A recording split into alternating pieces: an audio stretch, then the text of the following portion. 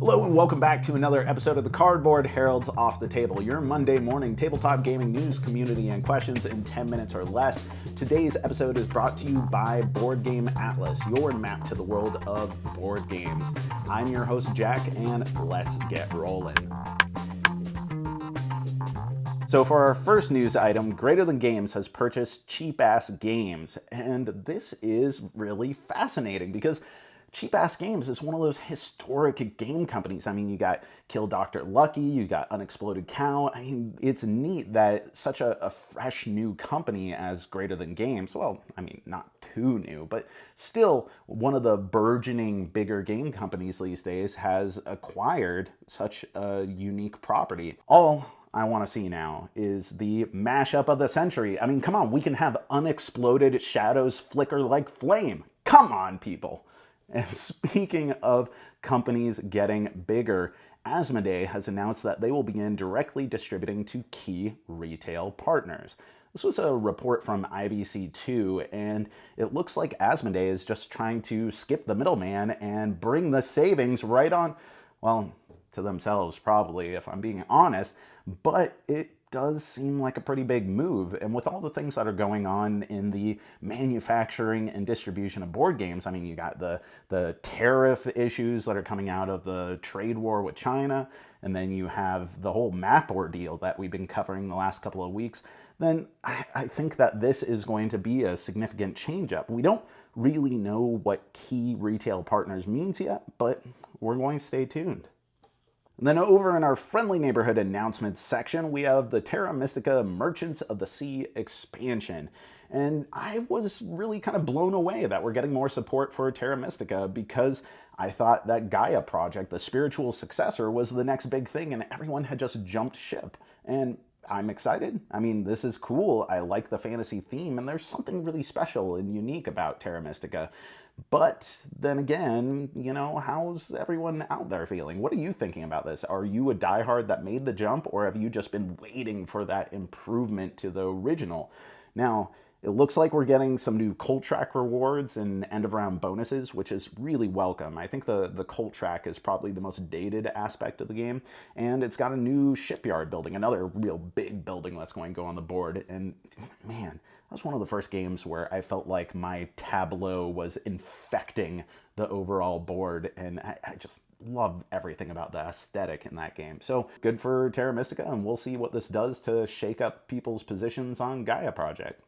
And then we have Restoration Games announcing its upcoming lineup. We got a few new games here, including Buffy the Vampire Slayer, but I'm noticing there's still no Hero Quest. And I want my remake of Hero Quest, rights be damned. There's not even a Constellation Dragon Strike on there. I mean, come on, how cool would like a lo-fi high definition update of that VHS be? I don't even know what lo-fi high definition would be, but come on, that would be awesome, wouldn't it?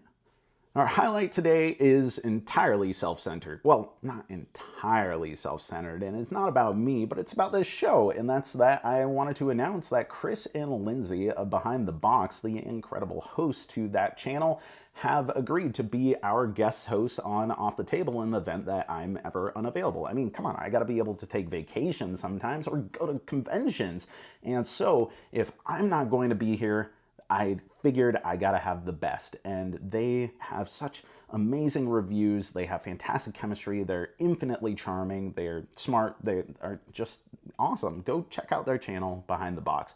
But in the meantime, finish up this video along with a spot by them telling you what they're going to do with Off the Table. Hi, we're Chris and Lindsey from Behind the Box. As we all know, Her Majesty the Queen from time to time requires the assistance of the only American she can trust, Jack. So when this happens and Jack gets called away, we'll be stepping in to make sure that you still get your board game news. So Jack, thank you for your service. We have our best mugs ready for whenever you need us.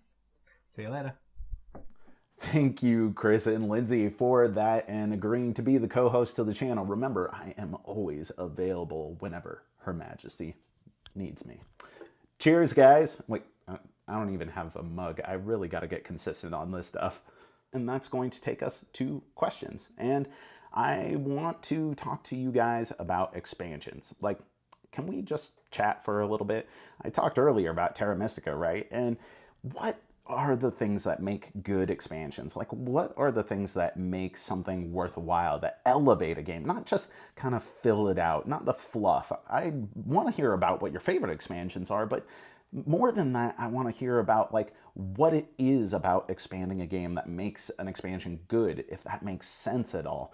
And this may have some repercussions because we're working on some other show ideas of long form, less scripted, just kind of discussion topics. And one of those might be expansions, and this is selfishly polling the audience for points to talk about. So if you want to help us out, then let us know in the comments below. And that's going to do it for our show today. Thank you so much for all of you supporting the Cardboard Herald, sharing our videos, tweeting, doing all the subscribing and liking. That is amazing. Thank you to Board Game Atlas for sponsoring this episode, and that is going to do it. So thank you so much. I've been Jack for the Cardboard Herald, and I'll talk to you next week.